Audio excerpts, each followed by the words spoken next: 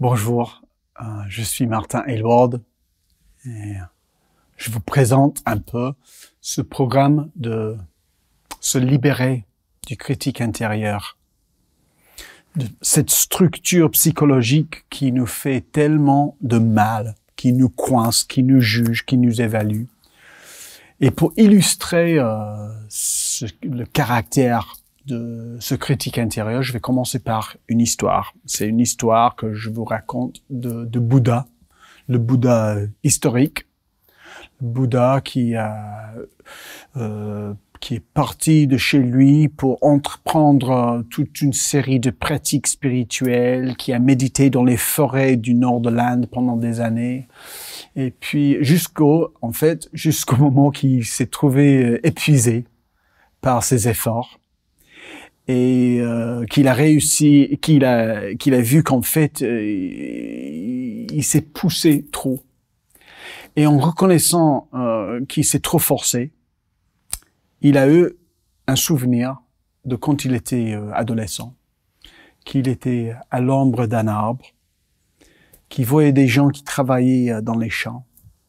Et il s'est rappelé qu'à ce moment-là, il était à la fois complètement à l'aise, détendu, allongé dans l'ombre de l'arbre, et en même temps, très attentif, très sensible à ce qui se passait autour de lui. Et il a réalisé que c'était en fait ces deux qualités, à l'aise et alerte, à la fois détendu et à la fois très attentif.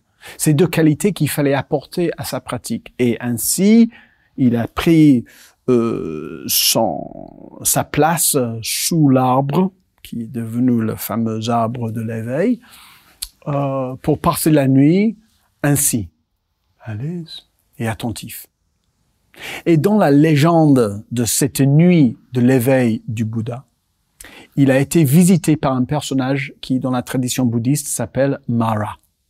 Mara. Et Mara, c'était une personnification de cette tendance de s'attaquer, se juger, s'évaluer. Dans l'ancien monde, on trouve cette tendance d'extérioriser ou de personnifier certaines qualités. Tandis que dans un monde moderne, on va dire, un monde plus sous une vision plus psychologique, on parle plutôt d'une voie où on a tendance à intérioriser ces qualités. Donc, dans le monde bouddhiste, Mara représente cette tendance de s'attaquer. Et pendant la nuit de l'éveil, d'abord, Mara envoie ses filles qui dansent toutes nues devant le Bouddha. Donc, langage de l'ancien monde, des filles qui viennent danser devant lui pour lui enflammer du désir sexuel, ou dans un langage moderne, psychologique, on dirait, j'essayais de méditer, mais je fantasmais, j'étais perdu dans le désir sexuel. Ok, le Bouddha reste stable, calme, il ressent l'arrivée du désir, la chaleur de l'envie sexuelle, et il laisse passer. Donc, les filles, au bout d'un moment, elles se fatiguent, elles s'en vont. Après, dans le langage bouddhiste, langage de la personnification de ces aspects, Mara est derrière un arbuste et il envoie des flèches au Bouddha pour perturber ses méditations. Donc, langage moderne, ça fait quelques heures qu'il les médite, il a mal aux jambes. Mais dans le langage de la tradition, ces flèches, quand il lui arrive, il se transforme, les flèches se transforment en fleurs. C'est-à-dire qu'en fait, il y a cette capacité en méditation. Si vous avez un grand parcours en méditation, même peut-être un petit parcours, vous avez connu à quel point si on se crispe, les choses font mal, les jambes peuvent faire très mal, et au moment qu'en fait, on se détende et on lâche prise, et on se raconte plus des drames par rapport à mes pauvres jambes. En fait, ce qui a été désagréable et dur peut se transformer et devenir juste une sorte de danse légère des sensations. Voilà. Donc, jusque maintenant, c'est l'échec pour Mara. Ni ses filles, ni ses flèches ont marché. Et donc, Mara s'approche au Bouddha sous la forme de doute. Et il arrive devant le Bouddha et dit hey, qu'est-ce que tu fais là? Tu imagines vraiment que toi, tu pourrais te libérer de tout, que toi, tu peux comprendre les choses. Et c'est à ce moment-là que Bouddha est basculé. Et peut-être justement, dans un langage plutôt moderne, psychologique, vous reconnaissez cette même attaque de Mara. Cette tendance d'avoir une sorte de doute, d'évaluation, de jugement, une sorte d'attaque du critique intérieur, de se sentir en doute, de se sentir pas à l'auteur, de se sentir incapable, de se sentir stupide, etc. Et je vous raconte cette histoire pour montrer à quel point, là, Bouddha a été perturbé par cette voie de doute, attaque. Et donc, dans la description, dans la tradition, il s'est ouvert les yeux. Il regardait autour de lui. Il touchait la terre. Et il a demandé à la mère terre de témoigner son droit d'y être.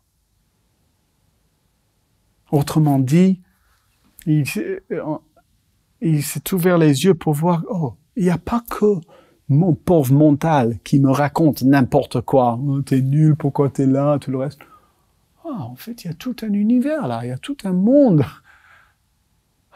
Il y a la terre sous moi, il y a le ciel au-dessus, il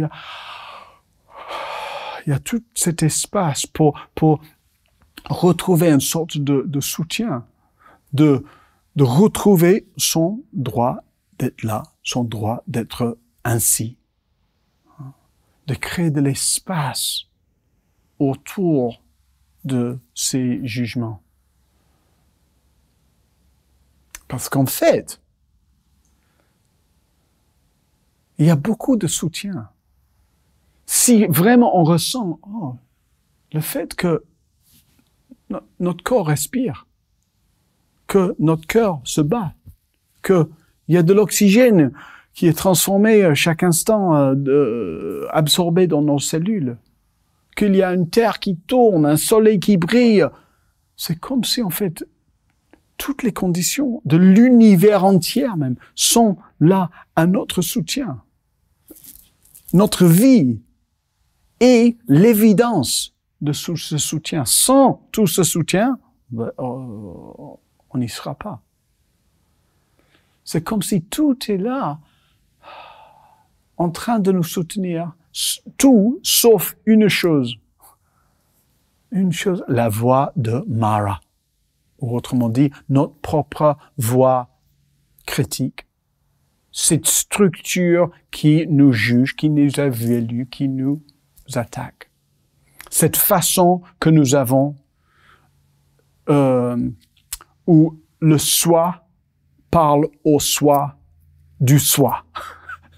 Où je me dis comment je suis, comment je dois être, comment je ne devrais pas être, comment j'aurais dû faire, etc., etc.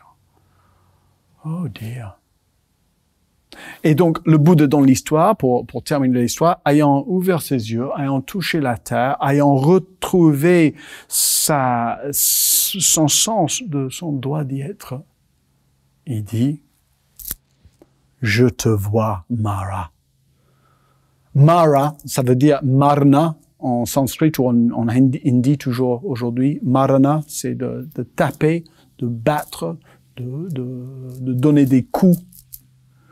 Donc Mara, c'est lui qui tue, qui bat, qui tape. Et le Bouddha dit, je te vois, Mara. Et là, merde. Mara est comme ça, il baisse ses épaules et il s'en va. Il est cassé. Bouddha a vu à travers lui.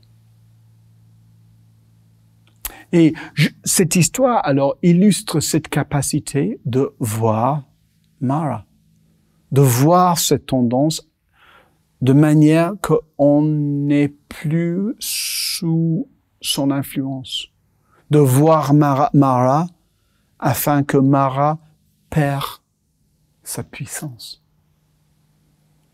Et tout ce programme, tout ce que nous allons faire ensemble, explorer ensemble, voir ensemble, c'est dans ce but de voir Mara, de rencontrer cette structure en nous, d'explorer cette structure, comprendre cette structure, de se séparer de cette structure, de se libérer de cette structure.